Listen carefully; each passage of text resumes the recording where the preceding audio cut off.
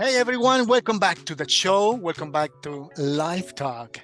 Today I have a guest. A long time ago, I watched a little short of her in Twitter, and I was just impressed the way she conveyed the information that we're going to talk about today.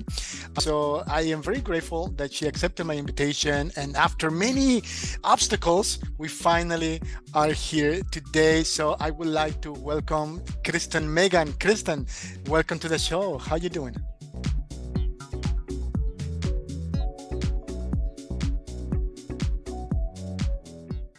I'm doing good. Thank you for having me. And yes, the forces that be have had to have us reschedule this, but you know what? We finally made it happen.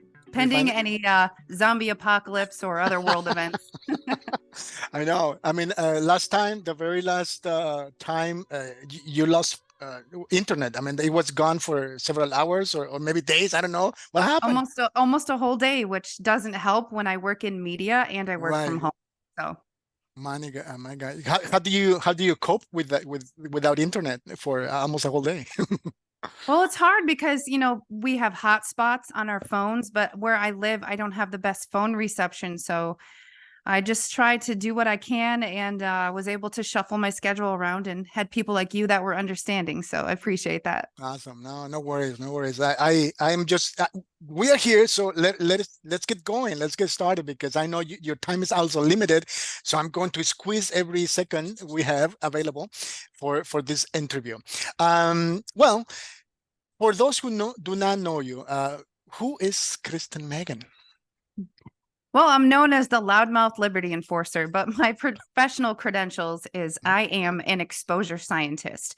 I'm actually a senior industrial hygienist, but here in America, people think that means I'm a janitor or I clean teeth. Mm-hmm.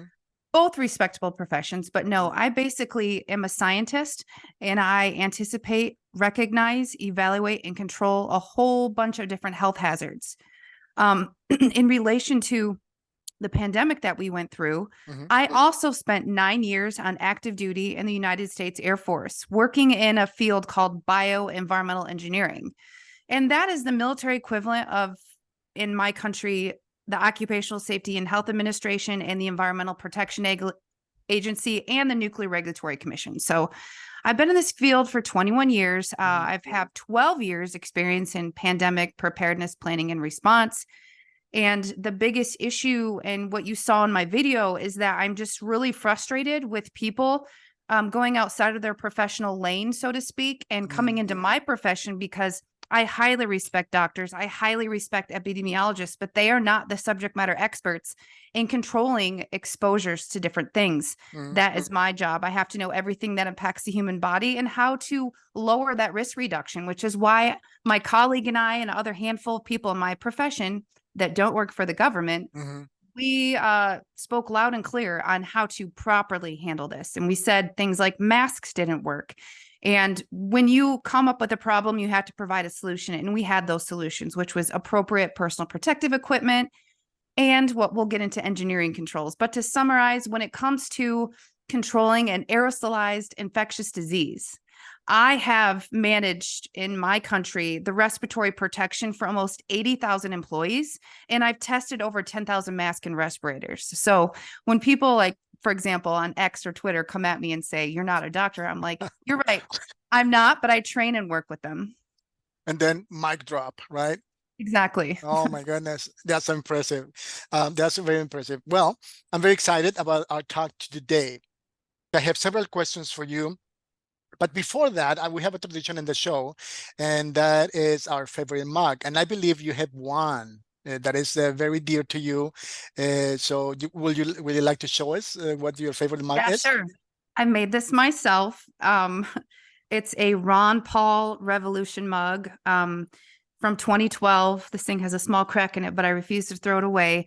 Actually, when I was on active duty, I didn't know much about politics. And I was one of those people that thought I don't care. But then as you age, you realize at some point, everything affects you and you have to pay attention. Well, I found that Ron Paul was my spirit animal. Former Congressman Ron Paul, the best president we never had in my country. And he changed my life, and I have used the skills of my profession, Hmm. but also I'm known as the loudmouth liberty enforcer because although I'm a scientist, I am a veteran and my oath never expires. So anytime my government tries to infringe upon my liberty, I invoke my Ron Paul Revolution mug. And I also have a Ron Paul Revolution tattoo. No Uh, way. That's yeah, cool. he's like I said, he's my hero. I don't fangirl over anybody, but I But have met Ron Paul and I was a blubbering idiot. So oh, that's so cool. Well, let me see that the tattoo again. Can we? yeah, it's revolution, and Ron Paul had the Lovevolution, and each thing I'm actually a voluntarist. Your friends will have to Google that. Okay. I just believe in freedom and liberty, and Yes. each thing part of the revolution is used by an object and it means something to me. And Okay. nobody else has this, so I want it to be different. Awesome. Awesome. Well, this is my interview mug. So cheers to you and to all of our audience that are watching this interview. Yeah. Well, let us get going with this interview. Um, at the very beginning, we we were caught out of, I don't know what is, how do you say that in English? We were by surprise with this whole Yeah, thing. like it came out of nowhere, right? Right, right. And as just like probably everyone, I was a little cautious and maybe a little scared, like what is happening. And we read in books, how pandemics function and what is the protocol and what happens after what and this and that. So somehow I kind of was aware how it was going to go, but after 2-3 weeks, it was like, wait, something is off. Something is not in sync with what I know, and well, the rest is history. But the thing that most well, many things affected me, but we are talking about, what is it called? This thing. Mm-hmm. So we don't get banned. This thing. Because especially because of our kids, I have 4 kids, and in Germany they were forced to wear that during school and on the bus in public places and things like that. So and I began to do research, and I learned that these things can be really, really harmful for Mm-hmm. people. What can you tell us about that? Yeah, sure. And excuse me, I was right where you were. I think if we remember, we all on social media started seeing all the videos in Hmm. China, people Yeah. just falling in the streets. Hmm. So because my job deals with also my deployment responsibility in the Air Force was medical, nuclear, biological, counterchemical warfare. So I had to know things that existed and where all the labs were and what they had. I can't really get into that, but my point is I started seeing things I was scared to. Hmm. But what we do when we have an unknown is we have to look at signs and symptoms. And Right. that's when you have what's called a multidisciplinary approach and review, Hmm. because it's people in my profession that usually identify a hazard. But because I'm not sampling in China, Hmm. we have to kind of go off of available data and what Right. was being seen in the ER. So once I knew that this was respiratory, of course, I started thinking about respiratory protection, but for healthcare workers. Right. And when they started pushing, I remember people talking about they're going to put these things on our children. And Hmm. I actually laughed like, okay. And then they did. And then Hmm. that's when I was like, okay, like let's roll up our sleeves, because I love calling out at least my government with their own standards and regulations. Right. There is not one single one of these that is made for children. What Right. they did was they pushed it on people. And my understanding from knowing things on the inside and hearing it from like my state occupational safety and health agency was we had to give people something so they felt protected. But in the process of trying to give people comfort, they created a greater hazard. And in my profession, when we're recommending personal protective equipment or Hmm. source control, it cannot create greater harm. In Hmm. this case, it did. And let's explain why. So I know people always come up with the argument, well, Kristen, doctors and dentists and everyone else Hmm. wear these things all the time.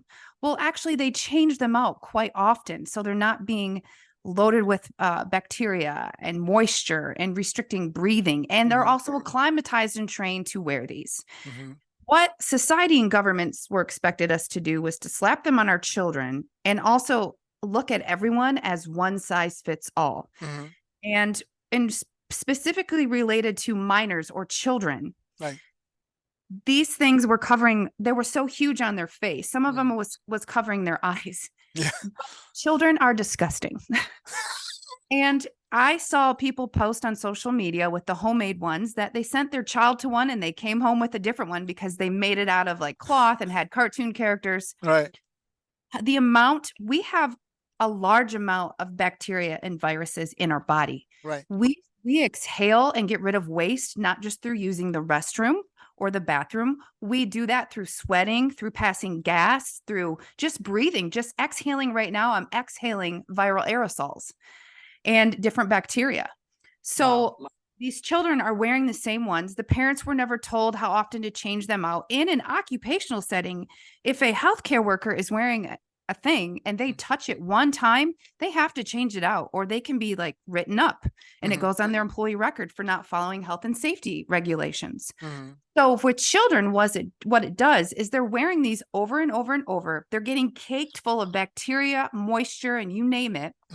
They're filling with it all day long. They're wearing them in the bathrooms, and then the aerosol plumes from number ones and number twos we're getting on these things. So you increase their potential of viral load and the constant repetitive oxygen deprivation, because it is very true that those things can impede proper gaseous exchanges. Because the moment that you cover your nose and mouth, you increase your respiration rates, even if you don't notice it. So as you're breathing heavier, what does that mean when you're breathing heavier? You think you're being protected and someone next to you is sick. Let's think about this for a moment.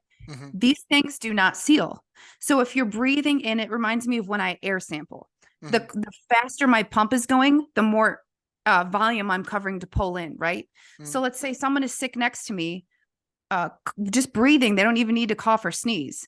I have gaps on the side of my thing and I'm inhaling faster. What does that mean? I'm more likely to breathe in the infectious aerosols down to my deep lung. Right. So we created a greater harm. And I'm not a pediatrician or a neurologist, but I've gone to the same, asked to speak at the same schools and conferences and legislative bodies. And pediatricians and neurologists have come forward and said the constant impediment, and that means to hinder or harm or disrupt gaseous exchanges, the frontal lobe of children is impacted.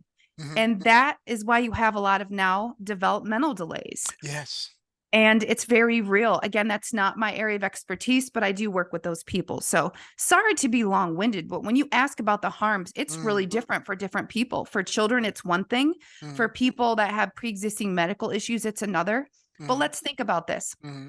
Again, that argument of doctors wear it all day or they wear it in surgery for 12 hours. Do you realize around the world, they were telling people who were overweight in hot climates, working on assembly lines or different types of jobs, they were hot. What other things were they wearing in their jobs? Hard hats. So you're increasing the body temperature, increasing a higher demand on the body.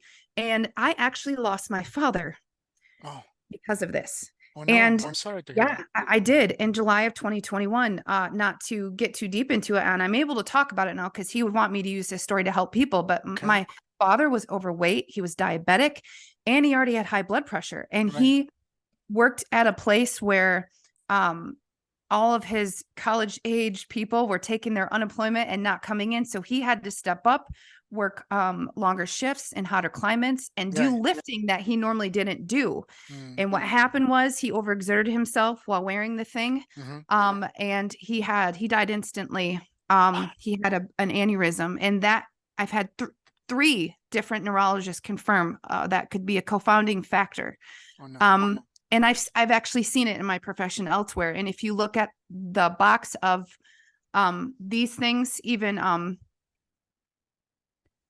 trying to make sure I use the right words. I can say respirator, which are different than these things. It says improper use can lead to illness or death. Right. So not only is this for my profession, but it hits me even harder because I was yelling at him to get a medical exemption, but he didn't want to be one of those people that, push back. So sorry to just be long-winded, but I'm passionate about this. I think, I'm very glad that you are telling us this because I think many people around the world can relate to that. And your expertise and your knowledge and testimony is I think it's a great comfort and a reassurance, even after 3 years. And the thing is that, is winter is coming in cold places like in Germany. I don't know where you are, and but many places of the world is winter. Winter is coming, and people are making fuss again about using this thing, and really convinced this is going to be the, I don't know, the silver bullet against an aerosol virus, right? But Mhm. well, um, so thank you.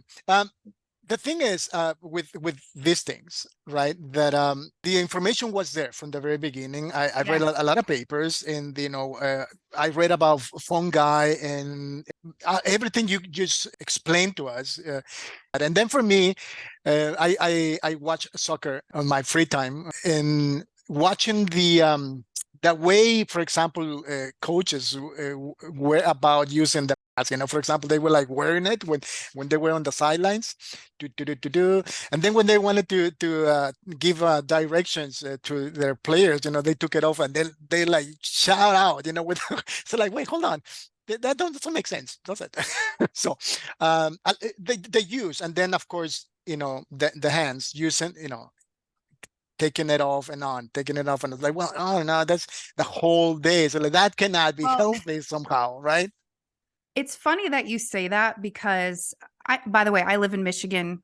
For your It's viewers, cold, it's the state that is shaped like a mitten. So right? I live here along the lakeshore. Right.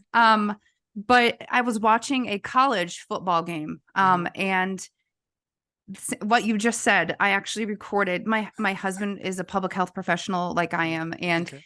we recorded a little video showing. Now, mind you, this was even before we realized that primary transmission was aerosols. Hmm. But remember, I told you our body naturally gets rid of bacteria and viruses just through exhalation.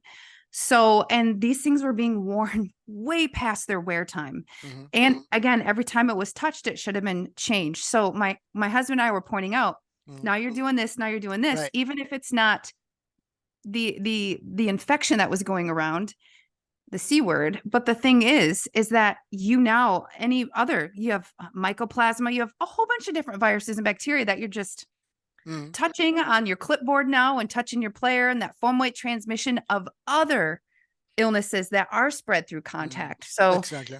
and I know this is a very crass comparison, but I have to tell you, the best comparison that I tell people when it comes to how dirty those things are, for females who use hygiene products. Can you imagine? Mm. I don't know if you have daughters, but Yeah. let's think of a panty liner or a pad that Mm. women wear. Mm. Can you imagine if we just slapped it on a table at a restaurant to eat? Can you imagine if we wore the same one for 2 weeks? Oh no. So that is seriously the same level of disgust, because when it comes to that, you can see the contamination, but when it comes to these, you can't see the contamination necessarily with the naked eye. Right. And I know that there was labs that found like 400 million different types of bacteria and viruses on these things. What? So yes, I believe it was a show in the States called Inside Edition. Wow. Um, I was blown away. I mean, I knew that was a thing, but maybe it was 40 million. But either way, that's a lot. So I Mm. don't want to misstate that, but they are breeding grounds of bacteria and viruses and need to be disposed of just like you would feminine hygiene products. Well, even just for people like me, I'm not a trained. I don't have any medical training at all, but just by observation, it's like, that cannot be good somehow, Mhm. that's not, I don't know, okay, but well, but then the other thing is that I had a lot of changes on social media with doctors, nurses, and things like that, and they were totally convinced, like, and they use that argument, right? Well, we've been using those for years, and nothing happens and things like that. But my thinking is like, well, are they trying to convince themselves? Do they use them in a different way as they are recommending for against the C word thing? Or what is happening here? But absolutely convinced, that this can protect them against that. Well, I can tell you the difference. First Okay. off, in the US, we have something called ASHRAE standards. It's an acronym that stands for basically air conditioning, heating, all that stuff, like the environment. And like if you've ever had surgery, there's a requirement of how much air has to come out of the room. And how many cubic feet per minute, air exchanges per hour. So there are something called engineering controls that are in place. These are cool environments. If you go into an OR, it's not warm, it's freezing. That's an engineering control. But I have air sample during ORs. I've had surgeons that are in the 4th hour and they get headaches. And that's why it's an administrative control to tag out a surgeon sometimes. No, they don't just go through wearing these all the time, just like they had us do in society. Like I said, they know if they touch it one time, they have to change it out. They are getting a new one. They are getting a new one every time they leave a patient room. They have to change them out. They're not wearing the same one for 2 or 3 days or 2 weeks like people in the community were. Because remember, there's people like me embedded in healthcare systems that if I see that behavior happen and they are trained on an annual basis on how to wear those as source control to protect the patient from large droplets of bacteria, spit, things like that. It is not personal protective equipment to protect the worker. Right. So that argument is completely void. And it scares me when healthcare people say that, because it means they're not paying attention to their annual training. Wow. Or they're just afraid to speak up. Yeah. This is really scary because, well, it begs a question. I mean, were you just plain ignorant, or why were they pushing for that agenda? I mean, at least the people that I was exchanging, talking to, ignorant or complete. What is the word I'm looking for in English? Or they were just part of the whole thing. Yeah. Right. No, I think a lot of it was people aligning with their political party, and also these people. I think a lot of them were just so scared to speak on what they know, which I found strange, because if they were pushed back or they were like investigated for saying something that went against the propaganda, they could have cited their training. And this is why you did not see people from my profession on any of the task forces related to this pandemic. Exactly. I mean, you're the first one. You are the first one I encounter on social media. I never heard of your profession, and they're like, "Oh my goodness, where were these people?" Well, if people really want to have something to share with their friends and family, that's a really maybe 8-9 minute clip. If you go on YouTube and you look up my colleague, he's like the greatest of all time. His name is Stephen Petty. It's STEPHENPETTY. Stephen Petty. Look up just type in Stephen Petty, New Hampshire testimony. You got to watch it when we're done with this interview. He just completely says the doctor that spoke before me is completely incorrect and not credentialed to speak on this issue. Wow. And so I'm not alone, but I'm just going to toss a couple names for people who maybe want to go on Odyssey or Rumble and look for these. Obviously, myself, Kristen Megan, Tammy Clark, Tyson Gabriel, Stephen Petty, and Megan Mansell. Actually, in August of last year, we held a summit in my state called America's Frontline Industrial Hygienist and Multidisciplinary Approach Summit. We had everyone that I just mentioned come to my state. We also had a neurosurgeon, cellular molecular biologist, a nurse, and we showed through our individual speeches and a tabletop how this thing happens, who identifies it. We pass it to these people, how it should work. I mean, it's like a puzzle. And we were like, you ever done a puzzle and you're missing that one piece and now we're like 1/4 of the puzzle. So imagine if 1/4 of your puzzle is gone. So was intentional, and that's why this was not about health and safety. And I don't say that as an opinion, I say that as fact, because when I say my country or OSHA in my country, actually other countries are ahead of the game when it comes to exposures. So this is known worldwide, and you have people in my profession in your country. Where are these people? I know Canada had a couple people stand up, but I'm already a government whistleblower, so I just am not afraid to speak the truth to my profession, Mhm. especially when I work for the government for 12 years. So I Mhm. have all of their documents. Right, right. Wow, this is so amazing. So it's fair to say then, I mean, if a doctor were here sitting with us right now, that you are the person who is in the position to train them about this issue.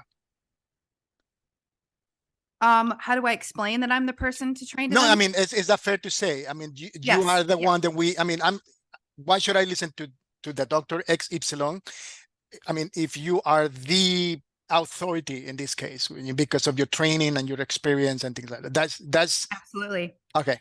The best way to explain it Mhm, is that in my profession, we protect. mhm, Doctors treat.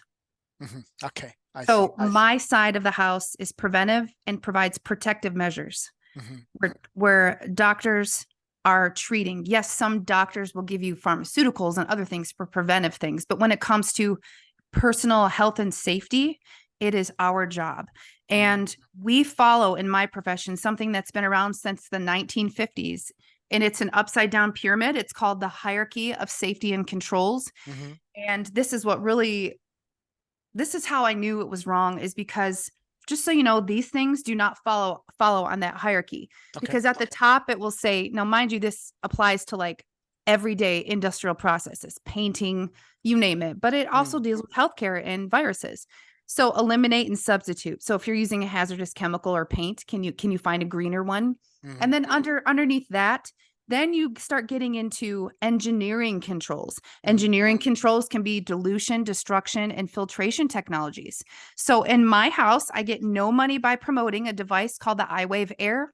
I mhm. got it off Amazon. It was $350. It kills, I think, 95% of mold, viruses, and bacteria, because Michigan is a huge, everyone's allergic to the state. So that has helped me. UVC, increasing air exchanges. So if I don't know if your stores did what I call the dummy dots. Did you have the circles on the floor? What is that?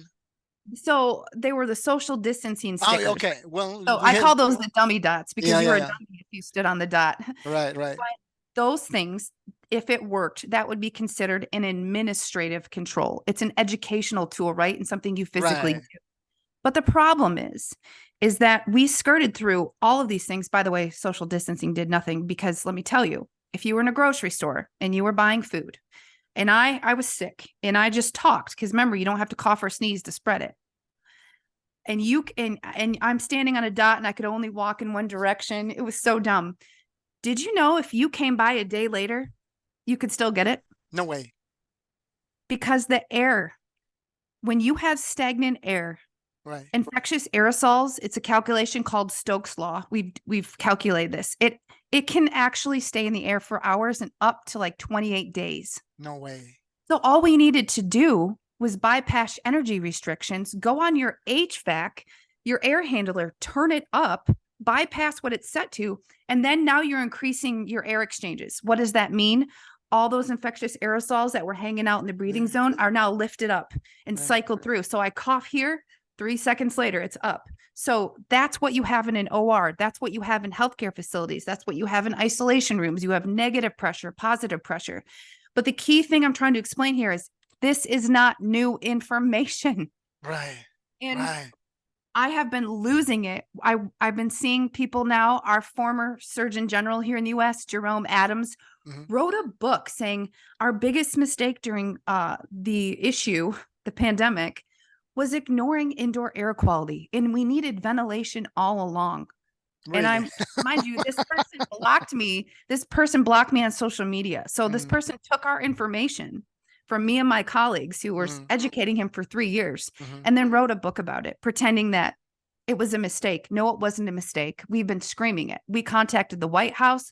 My colleagues and I defeated our federal occupational safety and health administration at our Supreme Court, who was trying to push these things on every business that had 100 or more employees Right, by right. using their own standards. So So that's, I mean, I can listen to you for hours. I mean, We have a few minutes left. This is so Well, amazing. I can give you another 15 if you want to keep going. Okay, well, I do have a couple of questions. Okay.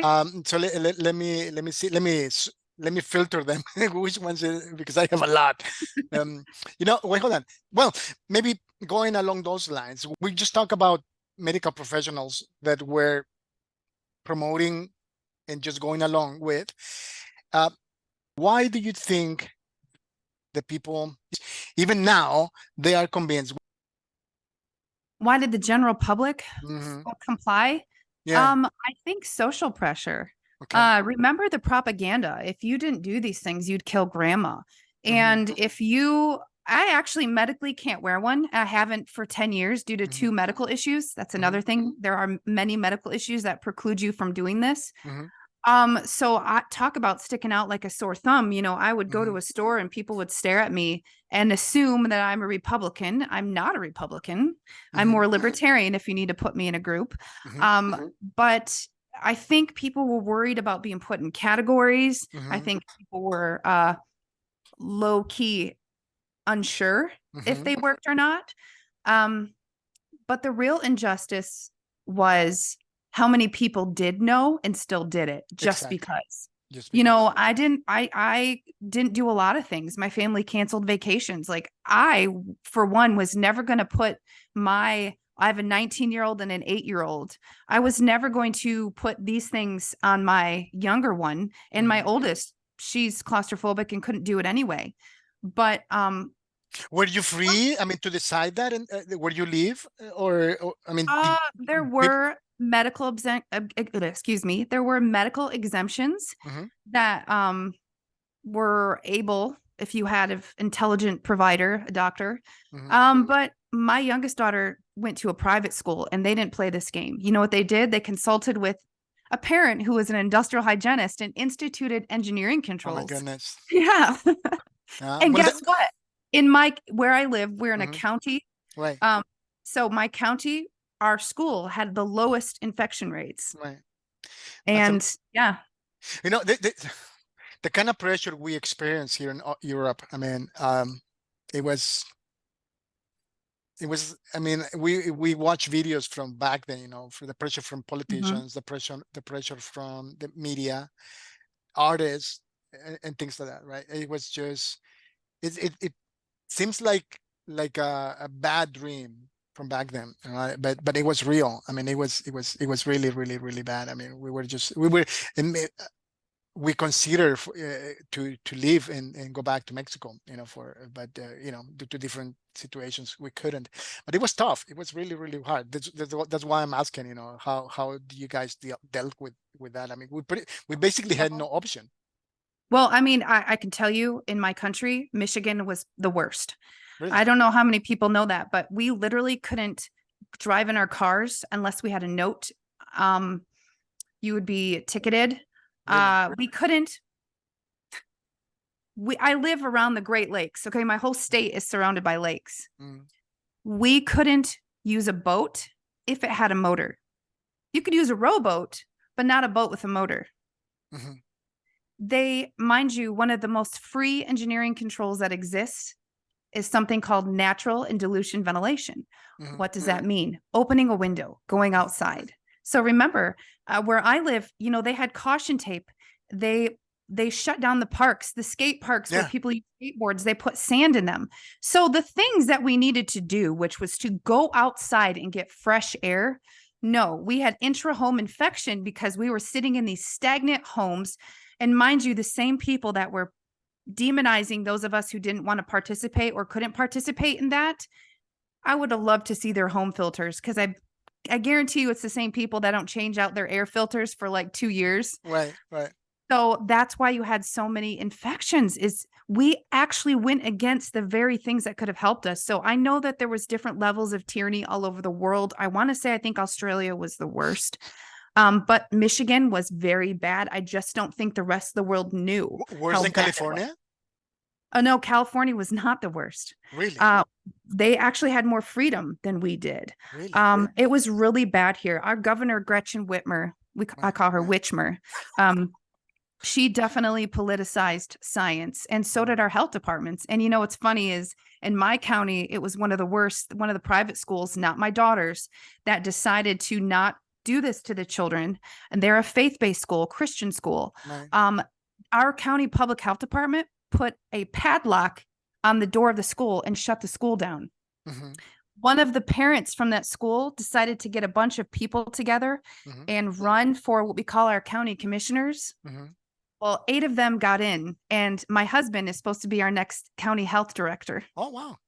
But really, my husband is the type of person who he will never allow politics to dictate science. Right. Yeah. So, but that's what we need. We need Mhm. people at the local level, like health departments, things like that, because this new thing coming around, the white lung thing they're calling it, which I believe is from damaged immune systems. They're going to try this again. Is that what is happening in China? Is that what you're talking about? Yes. Or okay. They're calling it like a white lung something. I forget. Uh-huh. It's like a form of mycoplasma, I believe. And so I think they're going to try to do these again, because my understanding of this illness is it still is primarily airborne. Uh-huh. I don't know. I haven't cultured it. I don't know if it can be spread via contact, but I know when it comes to any sort of respiratory illness, aerosol transmission is always possible, and aerosols can go into the deep lung, and you are way more likely to be infected through inhalation.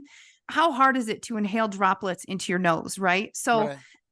they have admitted too much, at least in my country, they've admitted too much about how we need to rely on engineering controls, Mhm. because in my profession, in a workplace setting, I have to attempt to reduce a risk by 90%. And I would never go to these things that actually, and I can cite this again, Mhm. there's no seal on these things. Greater than 2.5 to 3% leakage renders it useless against aerosols. Mhm. These things have a 10% leakage on the sides and the bridge of the nose. So basically, you had a less than 1% risk reduction that people really held onto and continued to push through propaganda, Mhm. and just completely ignored cheaper and actually effective risk reduction, which was through the engineering controls. Right. And then don't even get me started. We could do a whole nother show on what they did. Like, do you remember with the schools? Did you know I had parents contacting me in 2020? Their children had chemical burns because the school was making children clean off their own desks at the end of the day, Really? use products that you're supposed to dilute. You're only supposed to use 10% of the material and the rest with water. They were using the full concentrate, and they had chemical burns and contact dermatitis. I mean, this was happening. Teachers were having asthma attacks that didn't even know they had asthma because they were inhaling chemicals that were supposed to be diluted. There was such a lack of education. It is so reckless. Can you imagine? Like, I went into stores and I saw these things just put on tables that were just having like fallout contamination land on them. Mhm. Can you imagine if you walked into a grocery store and there was medication on a table, and without knowing your health history, your human and genetic factors, I just say, everyone take this? No, Mhm. your doctor would never prescribe you a medication without knowing your health history, which is why you don't just put these things out and tell people to wear them without knowing their health history. Claustrophobia, COPD, lung issues, bronchitis, claustrophobia, PTSD, people who have autism, children with Down syndrome that have actual physical flattened bridges of a nose and can't keep it on. I mean, I could go on for hours. I probably should write a book and donate the proceeds sometime when I have time, You should. because I cannot tell you the amount of harm, and immune function is the biggest thing we're seeing now. Prolonged use of doing this impacts your immune system. I can give you 3 different randomized control trials that have talked about this before the pandemic. And that's another thing. They scrub some of these from the internet, but Right. lucky for your viewers, I'm an email hoarder and I delete nothing. All So right. I've had to include these in my training for when people wore these things, Mhm. why you don't wear them without changing them out, why you don't touch them.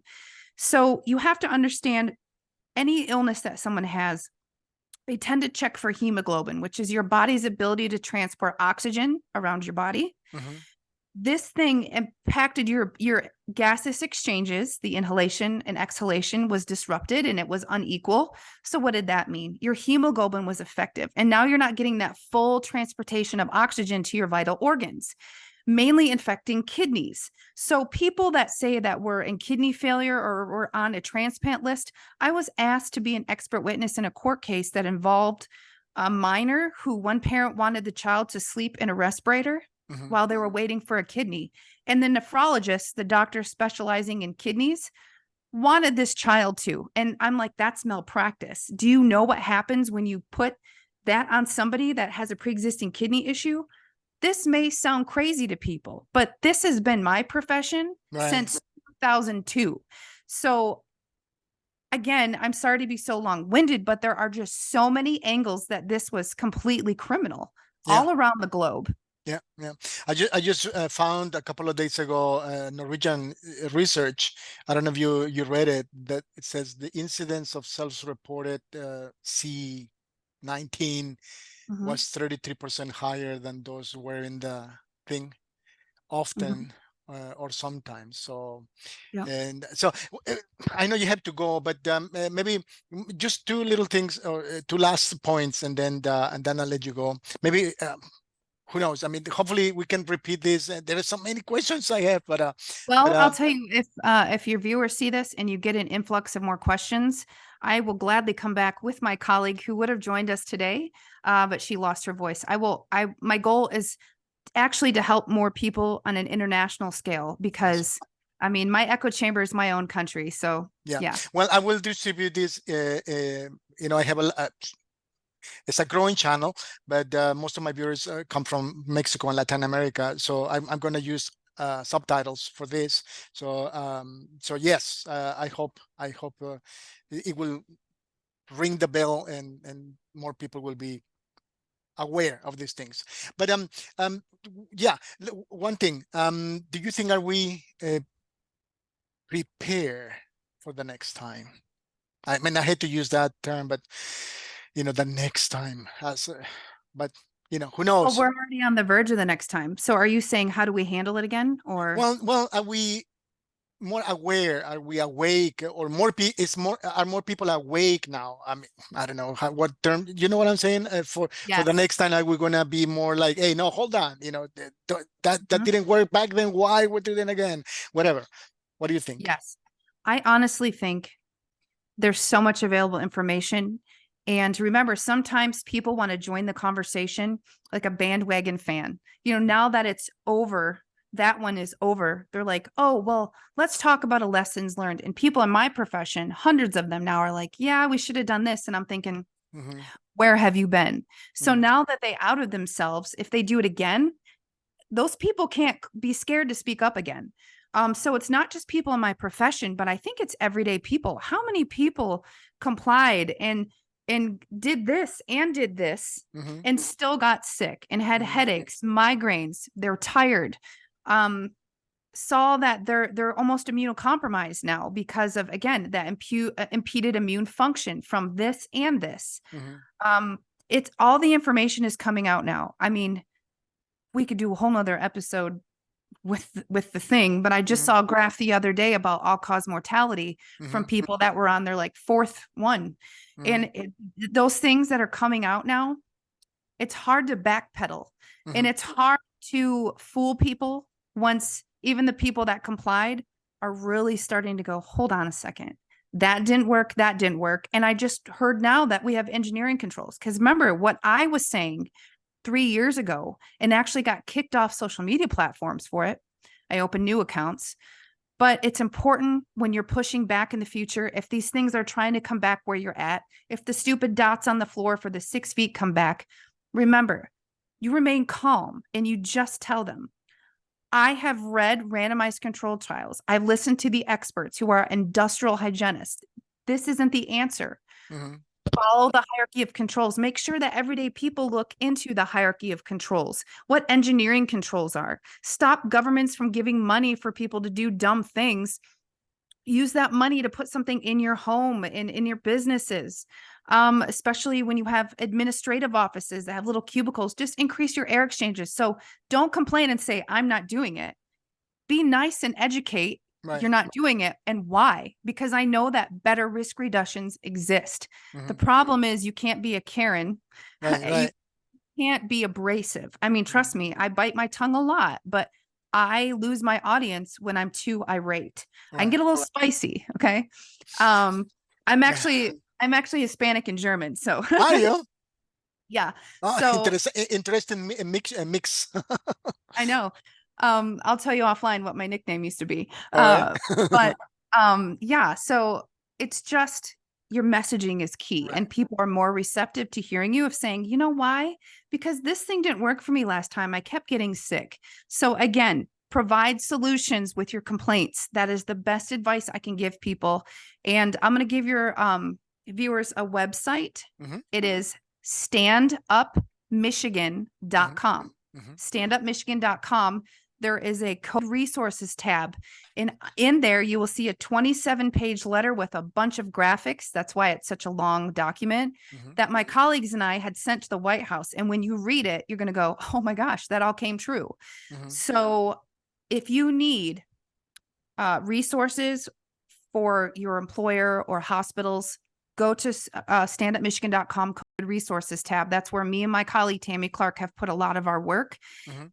And embedded the videos from that summit I talked about earlier. And we're able to convey this information in a way that everybody can understand. That's Right. always our goal. We don't want to get too technical, but I mean, I just need people to stay strong. And I always say, we outnumber the sociopaths. All right. Well, I'm going to include all of your, what do you have, a web page? If people want to get know more, I mean, you mentioned that the web page. Yes, standupmichigan.com. Mhm. Honestly, my X account, my Twitter account is where I am most engaged. Much engaged. But if people want to look at a website to get kind of case precedents, I Mhm. volunteer with an organization called We the Patriots USA.org. Mhm. They only provide legal remedy in the United States, but you can use the knowledge in these, Right. what we put out, to help anyone around the world. I'm actually headed to 3 different countries in 2024 to take this international because Mhm. like I said, we exposed it at our Supreme Court and they can try it again, but there's a shift happening in my country. And just seeing other countries, I saw Mexico, Estonia, and one more are trying to exit the World Health Organization. Really? Yes, and Awesome. that's where we start, because Awesome. that's where all these orders are going to come down from. Well, I'll tell you something off camera because I might be interested to you. But well, Kirsten, thank you very much. We'll see how the people respond to this awesome information. I appreciate your work, and I pray that you will be encouraged and safe, and that people will listen to what you have to say, because it's of utmost importance. Thank you very much. And you wanna one last word to our audience before we say goodbye? I would just say, stay strong and do not comply. Always refer to that famous cartoon Ants, where they really pointed out that if the people know they outnumber us, and I'm not saying violence, I'm saying administratively, you can kindly not comply and always use your own country's constitution, your own country's health standards and their rights, and flex those rights peaceful administratively. It's when you're abrasive, when you're rough on the edges, you have every right to be, but like they say, you can make lemonade out of lemons. So just stay positive, because if you look back, I mean, I'm looking at my country, we're already on the verge of our next election. Hopefully that one's not hijacked. But time flies under tyranny, and we just have to unite on a global scale. That's right. Thank you. That's a good word. Thank you very, very much. Well, until next time, to our audience, we wish you all a successful and blessed day. Bye-bye. Bye.